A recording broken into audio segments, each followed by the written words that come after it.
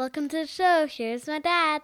On this episode of the Infant Adoption Guide podcast, Leah joins me to share her open adoption story as a birth mom, hear how and why she decided to place her daughter over 18 years ago.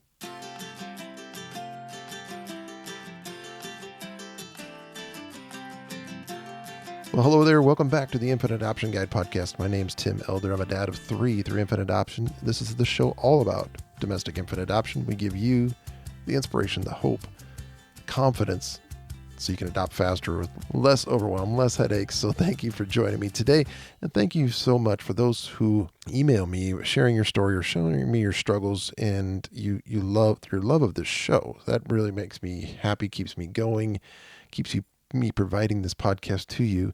And if you do really love this podcast, I invite you to go to iTunes and please share your 5-star review. This really helps the show get noticed by more and more people. So thank you so much for doing that. So one of the things that comes up a lot is adoption support. And whether you're online or in person or you're in our Facebook group, we'd love to have you in our community. Our Facebook community is a great place to start. And it's a great place to find other people just like you who are trying to get through the adoption journey.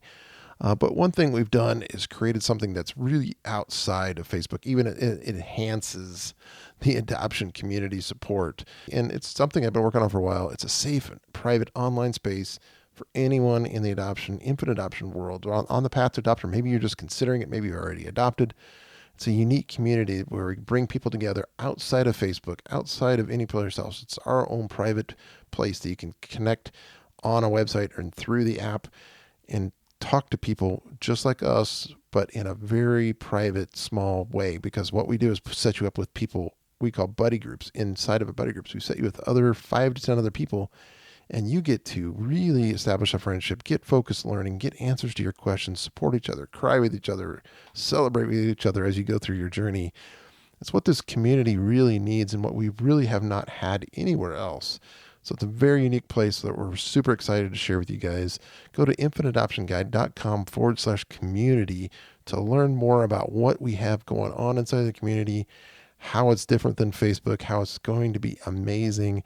And we'd love to have you there. infantadoptionguide.com/community. Now let's get into the interview with Leah right now. Welcome, Leah, to the show. How are you doing today? I'm doing great. Thank you for having me on. Absolutely. My pleasure. And I love hearing adoption stories as well as the audience does. So we're excited for you to share your story. And I think you got some unique things to bring to us. And as you tell your story, and we're going to get into all of that, but I really wanted you to kind of start off with just however much you're comfortable with sharing your adoption story, like how you came to learn about adoption as a choice for your daughter, and all the way through, like how you even chose the parents for her. So I don't know if you can start and just share with us your story. Absolutely. I was 16 when I found out I was pregnant, like just turned 16.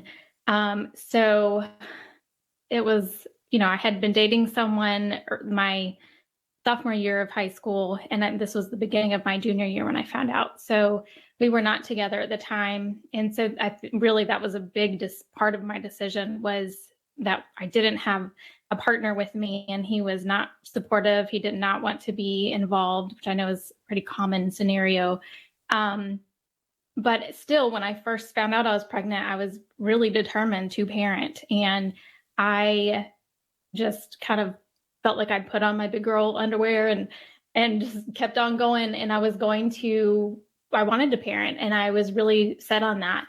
And so I had known about adoption because I have people in my family who were adopted, but they had closed adoptions. And for me to see them growing, not having any of the birth family involved, that really turned me away from adoption, because that was, especially in 2003 when I was pregnant, open adoption was not common knowledge. It was not talked about. And so I had no idea open adoption, or even semi-open, was an option. So all I knew was closed. And I was like, I'm not going to, quote, give up my baby and never see her, know her again. So I was really just set on parenting.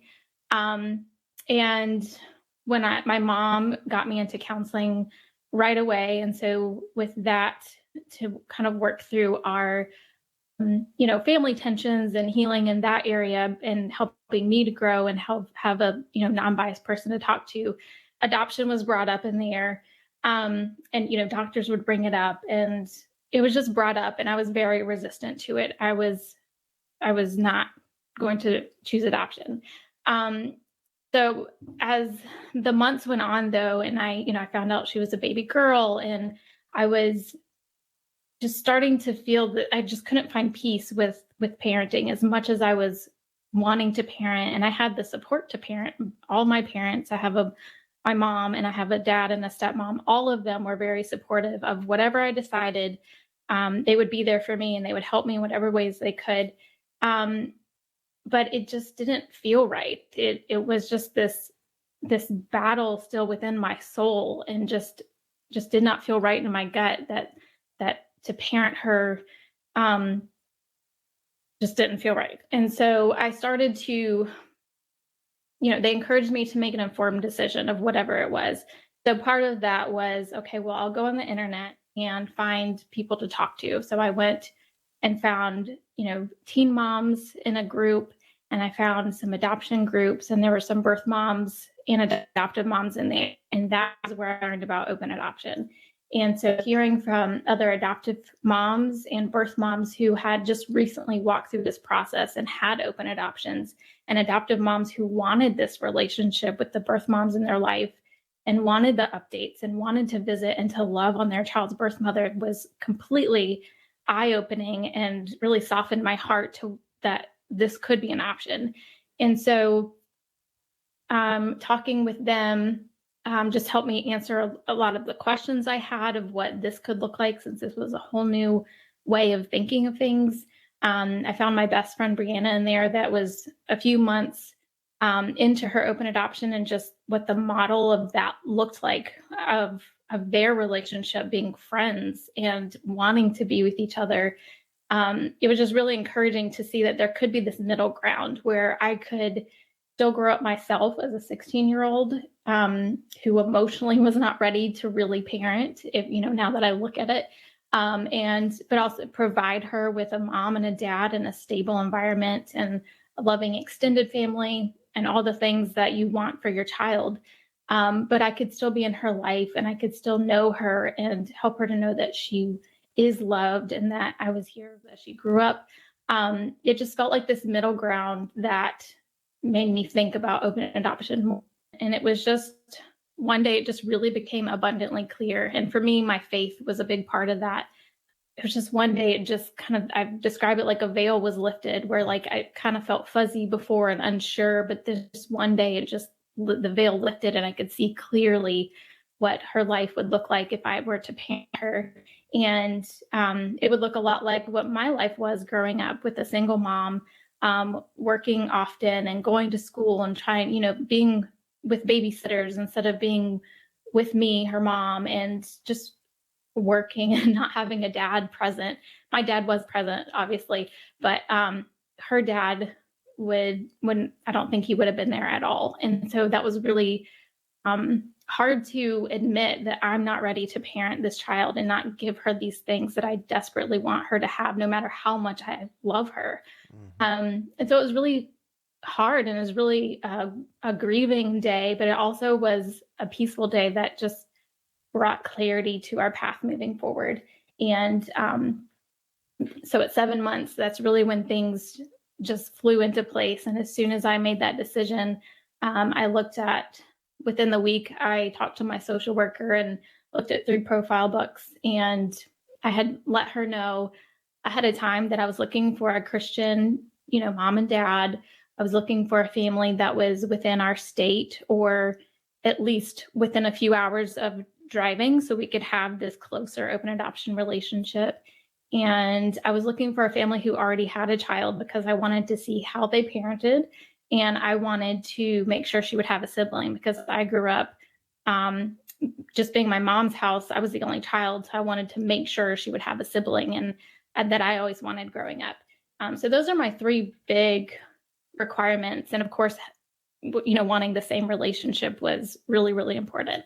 In the very first profile, I looked through their pictures, and back then there wasn't the fancy books that there are today. It was just a flip book of photos, and then a letter to me that described them more and just who they are and their prayer over me and things like that.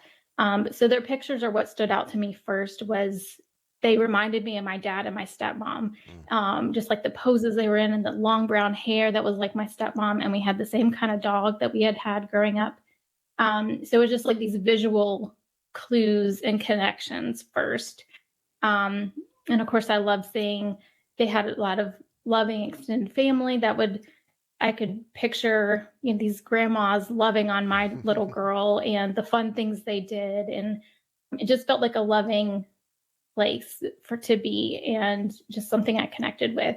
And then in their letter, I connected with, just who they were as people and their personalities and their interests and things. But what really stood apart and touched my heart was that they had written a prayer over me at the end of it. And it just felt like they saw me as a person and that they were praying for me, not because they wanted my child, but because they genuinely loved and were praying and cared for this person. And that character of them continued to be repeated over and over and over as we met and built a relationship that I was important to. So that's how I chose them. And we met a week after that and just really clicked in person. I describe it kind of like when you meet your soulmate, you just kind of have this deep knowing that this is it and this is them, and just things just fit well together. And we had the same vision for open adoption. Their son was 3 at the time, and they had a semi-open adoption, and everything was more guided through the agency, and the contact was through the agency. And they just realized that they wanted more than what had with his birth mom. And so it really set us up to be on the same page of having visits and having a more direct relationship and just becoming part of each other's extended family. And one thing that her dad had said to me in that very first visit was, "You're an important piece to her life puzzle, and we want you here to help fill in these pieces that we can't." So it really just emphasized this vision that we had of being a kind of a team surrounding her and helping her in different areas and our different roles, and that I was important in that too. And so that obviously began to build trust in me about them and their character, and that they wanted to fulfill the promises that we were talking about and dreaming about together. From there, we had agreed that we would have 2 visits a year at the minimum. And so her birthday is in the summer. So we had one every summer and every December around Christmas time her whole life. And we would, we would go above and beyond that, just as it fit in our schedules. But we always had those 2 visits. And then we promised each other to whenever we moved or updated our number, we would not just let it disappear. We would let each other disappear. We would always share those updated informations with each other. And we promised, of course, to have communication in between visits through all the ways of email was really big for a while. Now it's much more like texting and phone calls and things like that, just to keep each other up to date. So when she was born, they at the hospital, but not in the room. I wanted them in the waiting room, ready for whenever I was ready to have them meet. And I had my time with her first, and we enjoyed, taking pictures with her and sharing some time with her first. And then when they met in person, it was like midnight on her birthday. It was so late, but I'm glad that they were there because I wanted them to bond as soon as possible. And watching them fall in love with her was one of the highlights of my time in the hospital. And I really, again, just loved watching her dad fall in love with her and watching him hold her and like cry over her and say, she's already wrapped around her finger. And I would just, that assurance that she had this dad who would play such a big part in her life. And I was able to provide that for her through adoption. And so those were, they were in and out throughout the hospital. I felt very loved and supported by my family and my social worker and the hospital staff. So I had a really great experience. I was actually grieved that the hospital experience was over because it just felt like all my family was together for those few days. And that included her parents too. And so I fed her, changed diapers, took lots of pictures and videos, and just really soaked up all my time with her and her parents. And they were really great about just respecting that and honoring that. As my social worker said, this was my time with her in the hospital, and they would have forever. So they really took that to heart and just were there when I wanted them there, and went shopping when I wanted some space. They even let me decorate her nursery, like help have a voice in that. So they said that I could pick out bedding, and then they built the nursery around that. So I think they went shopping for that while I was in labor and giving birth to her. So that was a really special thing that they invited me into during the kind of waiting process of the pregnancy, and how when they invited me into their lives, even during the matching part of it. So you're in the hospital, and I just want to touch on that real quick because we've gone through that 3 times ourselves, and that hospital experience, as adoptive families go, you're kind of struggling with the emotions because we're so overjoyed this child's come into our lives, yet I don't know how else to say it, our soul's a little bit crushed for the birth mom who's there watching the fact that her child's going to leave with someone else. Can you talk about the emotions that maybe you felt in that part?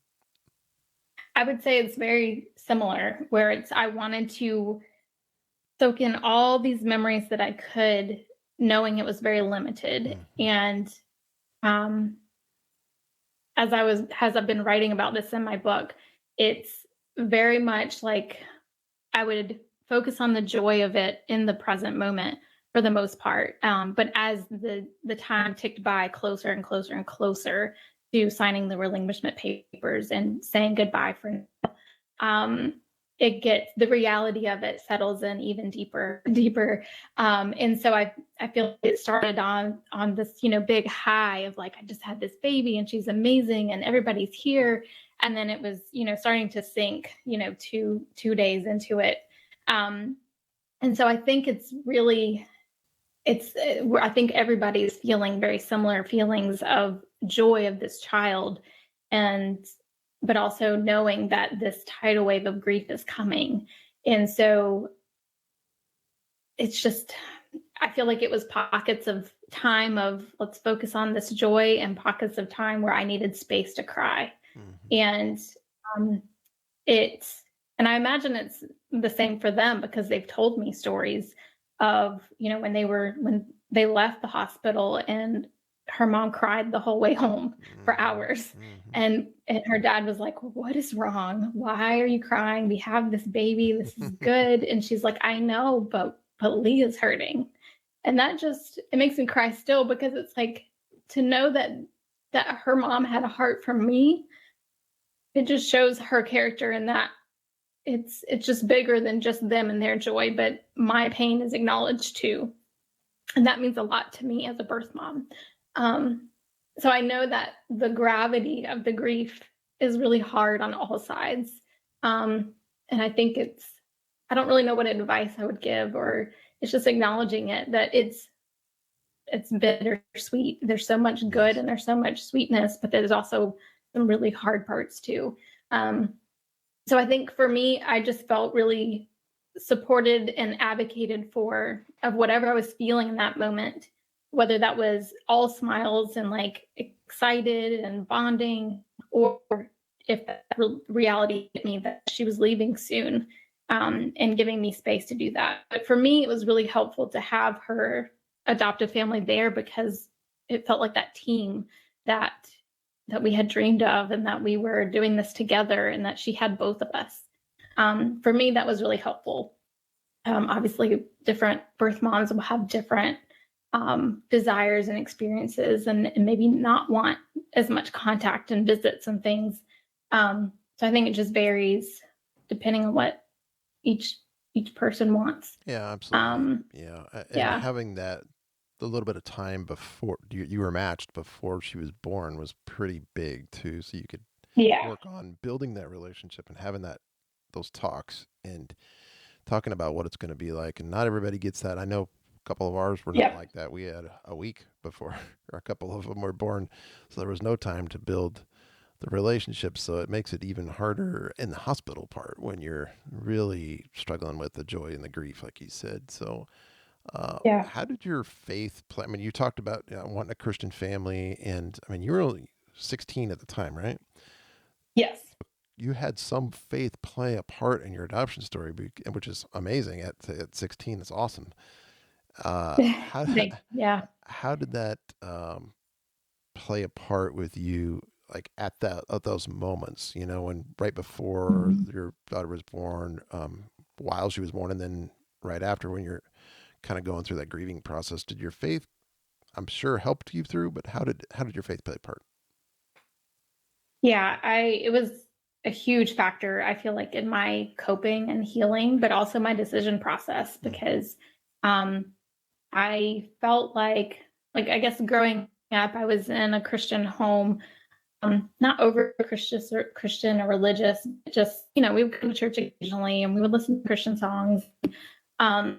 But for me, when I was 16, at the lowest of lows and really unsure of where to go or what to do, and realizing that I didn't have all the answers at 16 like I thought I did, and that I just felt so much shame and guilt for this person I had become. I thought I was a good girl. I made good grades in school. I was like on a roll. I had good friends, but I still went down this path that I was really ashamed of. And so wrestling with all that personally, and just feeling so low and feeling like I had no one else to lift me up. For me, God became that person to turn to. And so throughout my pregnancy, as I was kind of wrestling with the shame and the guilt and pride and all that, that led into really my decision process of what I'm doing is not working. So please, God, tell me what to do. And that's when I knew adoption is the right thing for you. It's the best thing for you. And the sense of peace that washed over me when I made that decision helped me to know it was the right thing for us. And that peace is what held me through everything of making the adoption decision, choosing her parents. What would that look like? I keep saying peace was a compass and throughout this whole process. And so, especially in the hospital, it became just turning to that piece of faith and hope and the supernatural peace that I could not explain that held me in those moments, that I was going to be okay and my baby girl was going to be okay. And this relationship was going to be guided by God. And that held me through all the hard times, that even when I was sad or missing her or knowing that she was leaving soon, or I was signing the papers soon, or had jealousy issues of, because the grieving process is up and down in all different ways after placement.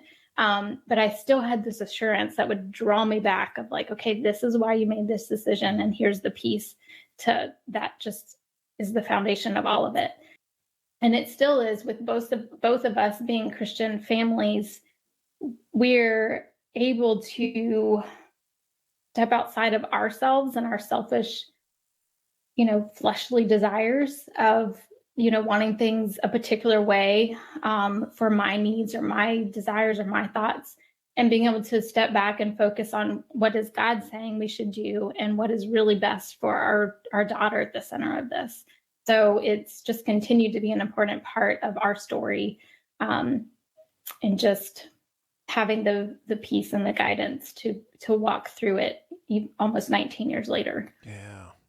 That's amazing how far, you had to come from closed adoption to open adoption in a pretty short amount of time. A lot of us struggle with that as adoptive parents coming into adoption for the first time and struggling with what open adoption is and how to wrap our brains around it. Is it co-parenting? Is it not? And how much contact do we have? And what is even the right thing to put out there when you're making up a profile or you're writing out a letter, like you said? How much do we even say? Contact should we say that we want? And how much can we agree to? And you don't even know. Lots of times you don't even know where the baby's going to be born. Like in our case, we were all over the country. So it's not necessarily a couple hours away. It could be a couple states away. So how would you talk to hopeful adoptive parents that are considering adoption or have already jumped in and they're like they're a little bit scared of open adoption or like what it means and how do we even navigate this, especially when it comes to matching with an expectant mom? Yeah, that's a really common question that I've gotten over the last few years. I've worked with hundreds of prospective adoptive parents, and a lot of them, that's their number one thing is like, this sounds really scary. Yeah. And a lot of times it's hearing stories like ours that kind of like it was for me listening to stories from other birth moms and adoptive moms in open adoptions. Like, oh, that's not so scary. That is something that could be doable. And it just helps to hear different versions of open adoption and figure out what you're comfortable with or not. And I think the biggest thing is knowing what you're comfortable with or not. So you're not promising things that you cannot uphold, because on the birth mom side and the adoptee side, like that is devastating. Yes. To feel lied to. So that's my biggest thing is like, if you don't know, don't promise things. If it's just you need to wait and see and build a relationship and have conversations, then promise that. But don't make promises that you are not going to keep. And for us, we felt we could promise these things and we've upheld them. And I think you touched on it. It's not co-parenting. 19 years into this, I don't parent her in a typical way. I'm not a parent. All the medical decisions, school decisions, all decisions, that's them. And I relinquish those rights to them, and they've done a great job of that. My role is to be more of a support person, to where they come to me if they have a question of whether that's medical, they're walking into a wellness check. Is there anything medical that we need to know about that we should check for? Or, she has a question about, her birth father, or she has a question about XYZ. Or can you talk to her about this because it's coming up in our conversations and you might have some input here. So it's really like they tag me when I'm needed. And while we do have, our visits have grown to be a lot longer and more often as the years have gone by, because that's what she's desired and asked for. And so that has made my role a little bit different, but still not parenting. All that defaults to them. And so I think making sure that is realized is that this isn't like I'm her stepmom or anything like that. It's just another support person to love her and to guide her. Because I also think it's important to know that I have made sure my character is well known and developed, and I've earned this place in her life. Even though we've had these conversations from day one of meeting, I still had to earn this respect from them and the trust from them that when she comes to visit, she's coming to a safe environment, and that when I give her advice, it's going to be wise advice because we share the same faith and because and I respect them, and I want to keep pointing her back to God and to her parents. Yeah. I think that would be my advice. Just remembering that it's good to have these goals and to talk through things and build whatever this relationship looks like. But if she is, there's boundaries that are there for a reason, and respect has to be built. And there's just like any healthy relationship within a spouse or with your parents, there's boundaries and kind of things involved to protect each other. And that's especially important in open adoption. Yeah. Do you think it's true that as you're in the match process or even at placement or shortly thereafter, that not everybody knows exactly what they want in an open adoption? I mean, Absolutely. it can Absolutely. evolve. You alluded to it. It's a relationship, so it's probably going to evolve. The how It you will. contact each other. You want to talk about that? How you? I mean, yours has evolved, obviously. It has, yeah.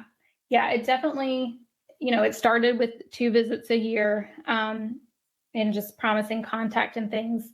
I'll say for us, that involved into, in the early years, I would go stay the night at their house, because we just wanted that time together. We wanted to press in and to know each other even more. And it helped me in my healing process to see her often and to be a part of her world and to, just they would invite me into, her milestones of like feeding her food for the first time and things like that. So that was really, above and beyond what I dreamed it could be when we made our agreement when I was still pregnant. And we just kind of went with what felt natural.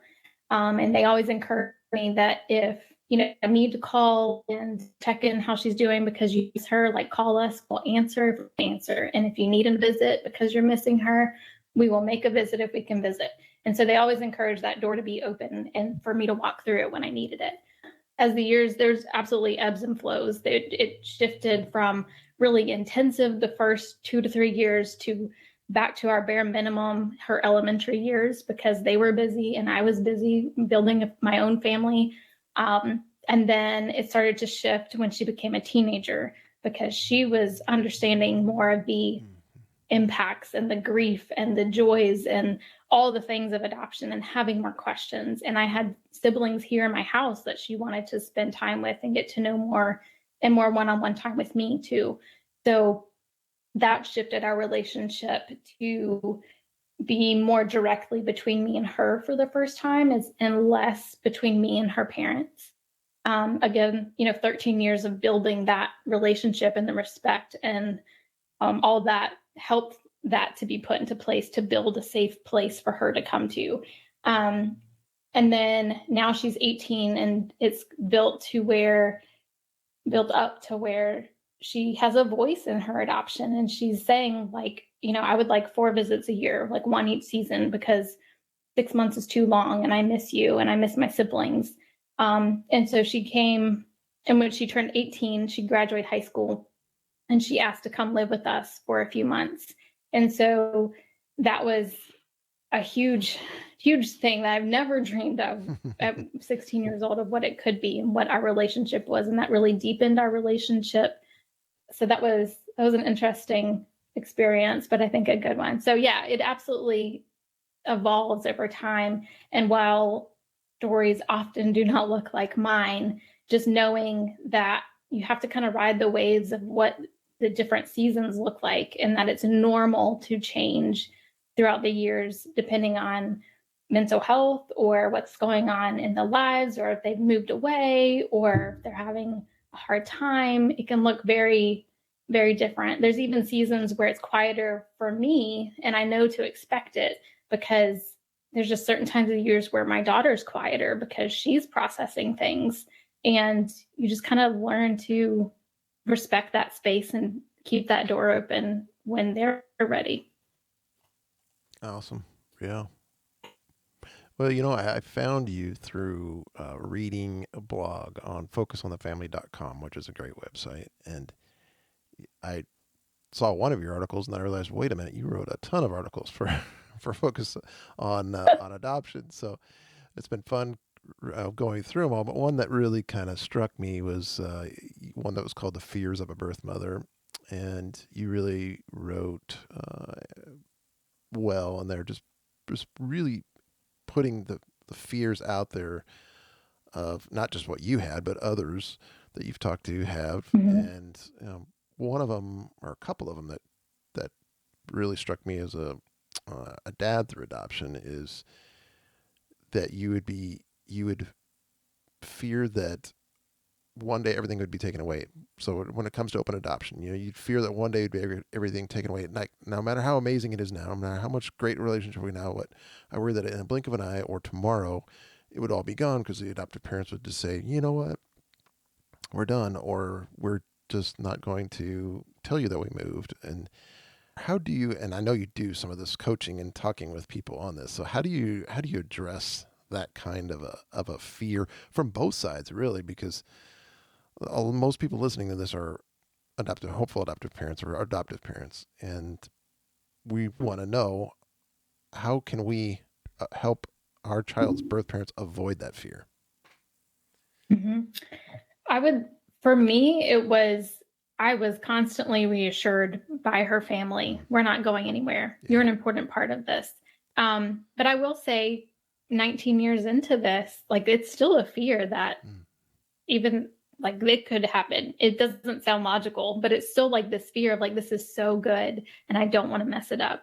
And so it kind of makes me hyper aware of like my actions, and that I never want to have a consequence of losing their trust or things like that. So it's always in the back of my mind, even if nothing legally would happen or they would move. Like, she's old enough now to where she could just find me herself. But like, even protecting my relationship with her, I never want to mess up our relationship. But I think the biggest advice is just the reassurance from the adoptive parents to the birth family that we're in this for the long haul. Like, we see the big picture of this. We know it's important. We want you here. And having to say it every year if you have to, or every call or every visit, it really, really helps that assurance of I can trust them and they want this too. Again, kind of like with a marriage, if you've got two people who are fighting for the relationship in a good way, you're building your communication skills and you're knowing each other deeply and you're respecting each other and honoring each other and learning how to have conflict and work through it. It just becomes the evidence that they mean this too. And we're all going to work together to make it work.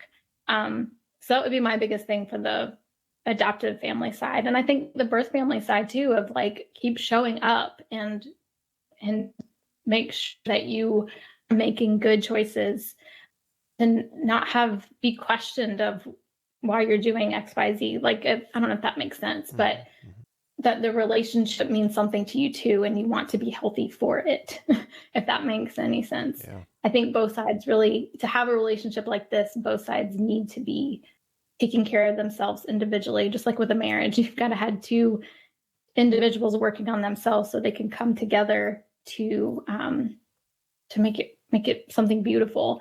And I know that can be really tricky on the mental health side or even just affording it, but there are resources out there to help birth moms to get the healing and groups and things like that.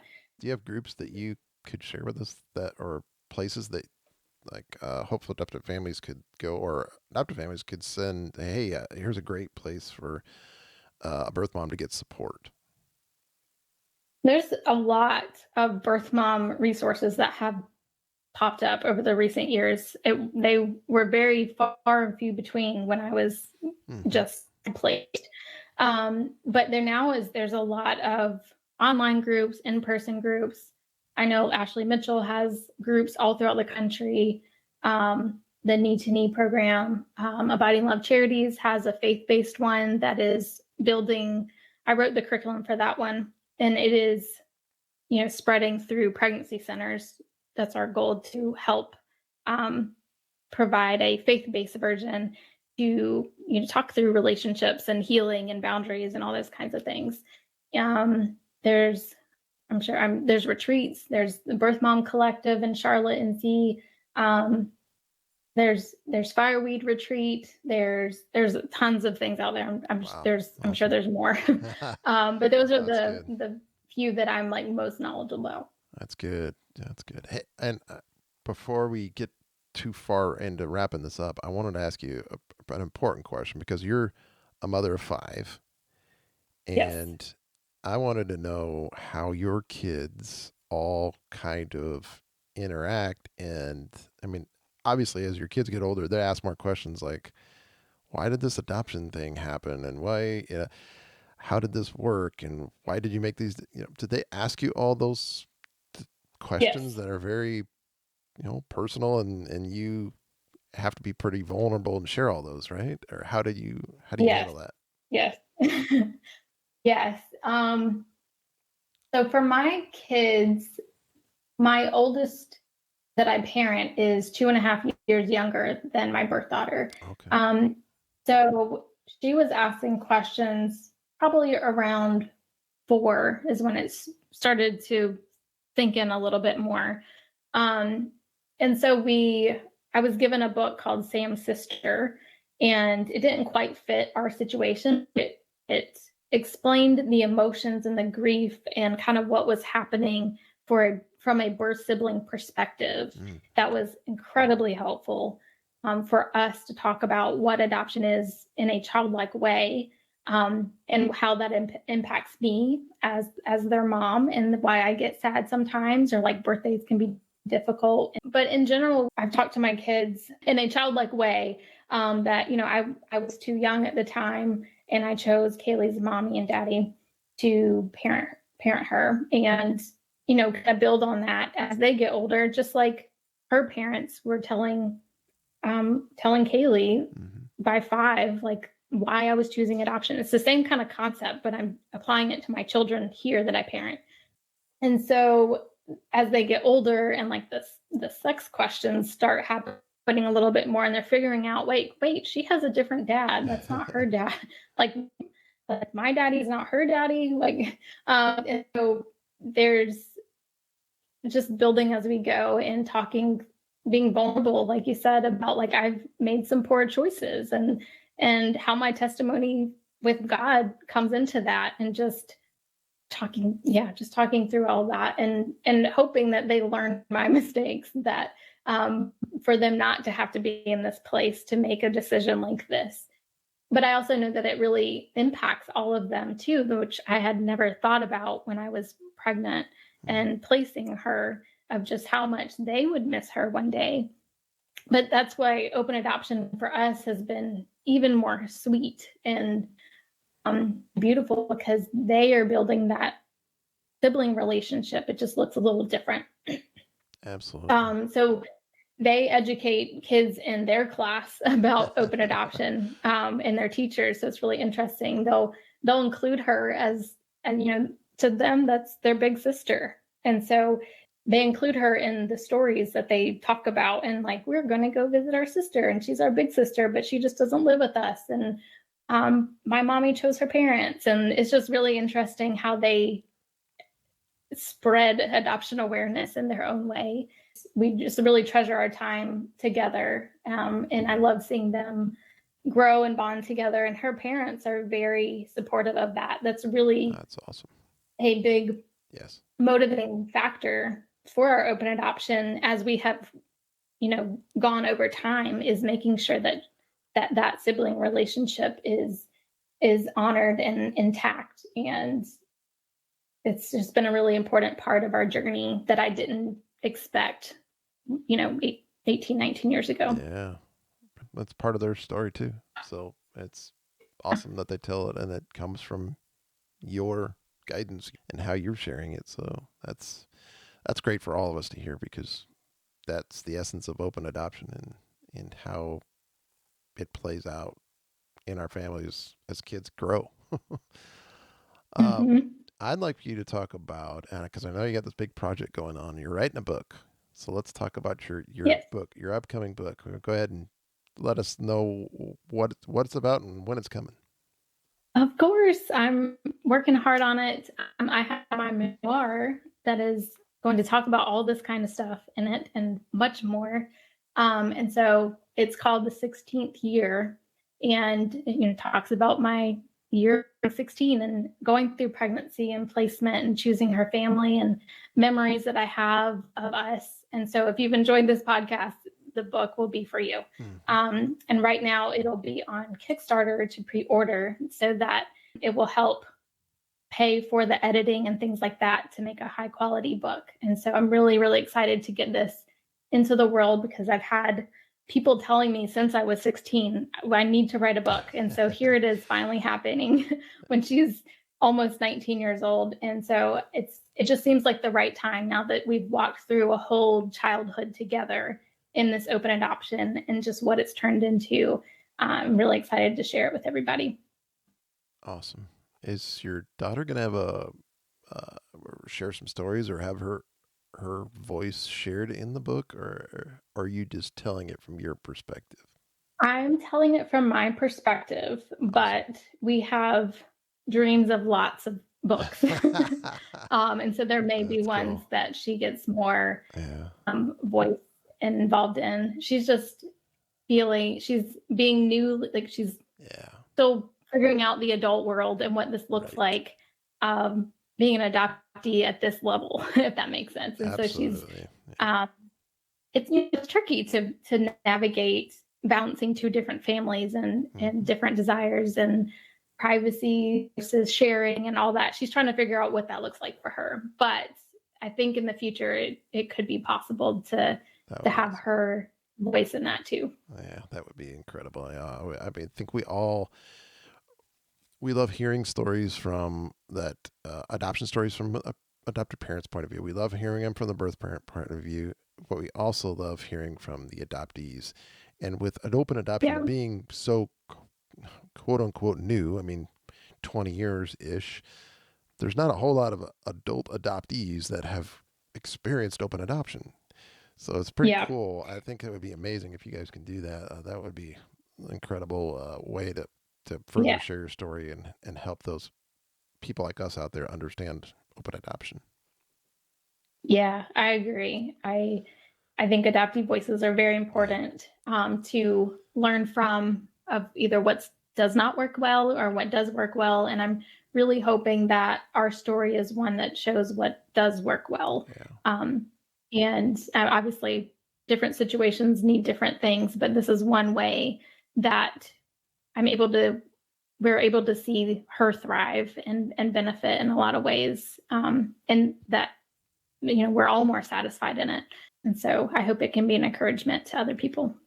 No question. Where do folks connect with you, find your book, find your Kickstarter? Where can they find that? I'm most active on Instagram, and it's just at Leah Outten, my name. I have a website that's leahoutten.com. I'm also on Facebook. All of those will have links to the Kickstarter to pre-order. And May 1st, it'll become a whole page where it tells you more about what's in the book and about Kaylee, who drew the book, and the rewards that it will have, which will be like exclusive to the backers, the Kickstarter. Eventually it'll be like on Amazon and things like that. But Kickstarter kind of is like a special package with like additional things, like getting the ebook or gift packages and things like that. So I'm excited, and I'm really hopeful that your audience will connect with it and want it too. Well, if we tell them they get extra stuff, then absolutely. Yeah. Like one of the tiers is being able to get the book and a call with me and some of my free, like my downloads for free. So I'm hoping that'll be an incentive once hearing me and like the value of being able to ask questions about your profile book, or if you need an edit and you're not sure what's wrong with your profile book, why are we not getting any views on it, or things like that. It can be helpful. Yeah, that's one incentive of doing it this way, is that we kind of both win. It helps provide me the funding to pay for the editors and designers and things, but it provides the backers and the people who order with incentives and extra things that you wouldn't get anywhere else, like Amazon.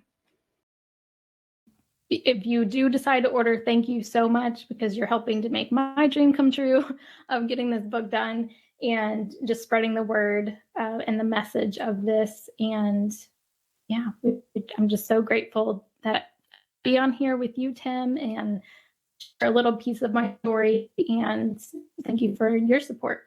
Yeah, absolutely. Your website's awesome too, by the way. You at the very top, you can see what her new book and get access to that in the Kickstarter part. And then you scroll down, you'll see her a little bit of a bio on her and what she talks about, and she even has a little video on there. And the video is actually called "Open to Adoption." I don't know if it'll all be up. It'll be up there forever, but right now it is. It's a great video just a quick video to watch. Yeah, there's a few videos. Yeah, I love watching videos, so I'm glad you have that on there. And you can find out more things about her story. You have some adoption keepsakes on there, some services that you provide because you talk to people about adoption.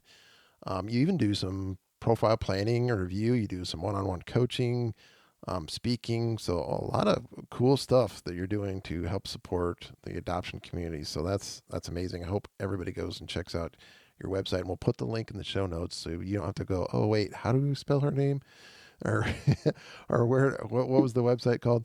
It'll all be in the show notes at infantadoptionguide.com, so you can find it in the podcast link to this episode. So I really appreciate you coming on the show. You obviously have an amazing story and a wonderful heart for adoption that carries on beyond your own family. It carries on to helping others. So that's what we're all about here. So I'm so happy to find you and be able to bring you on the show and share your story. And you're right.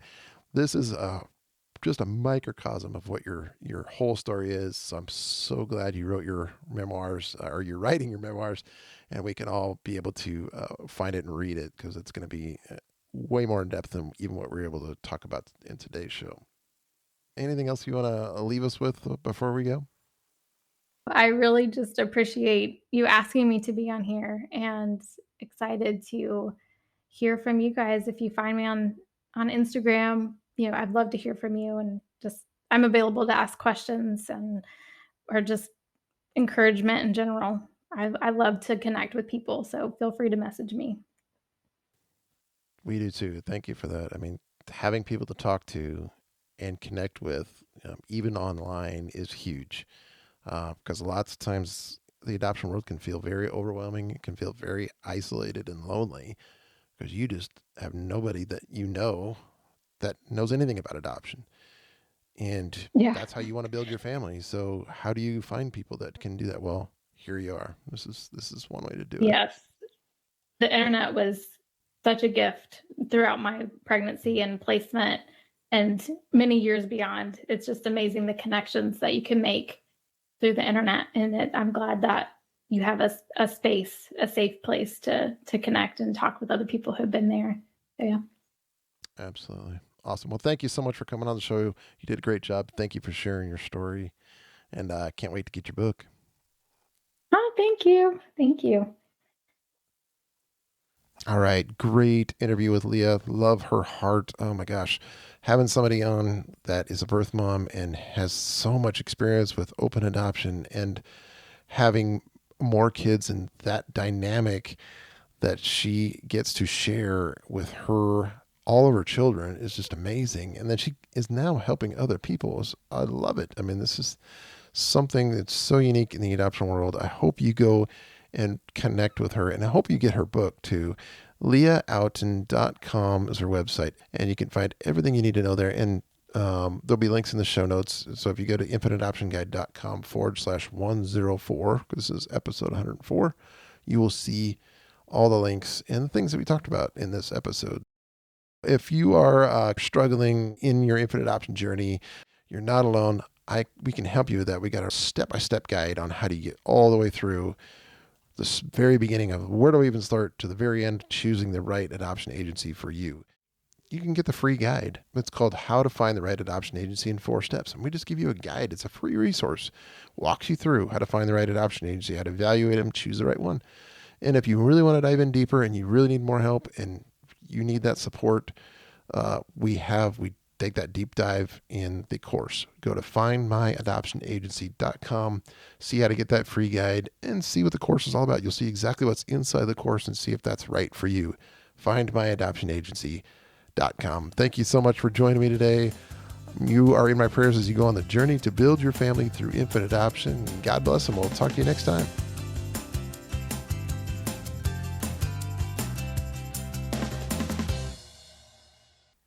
Thanks for listening to my dad.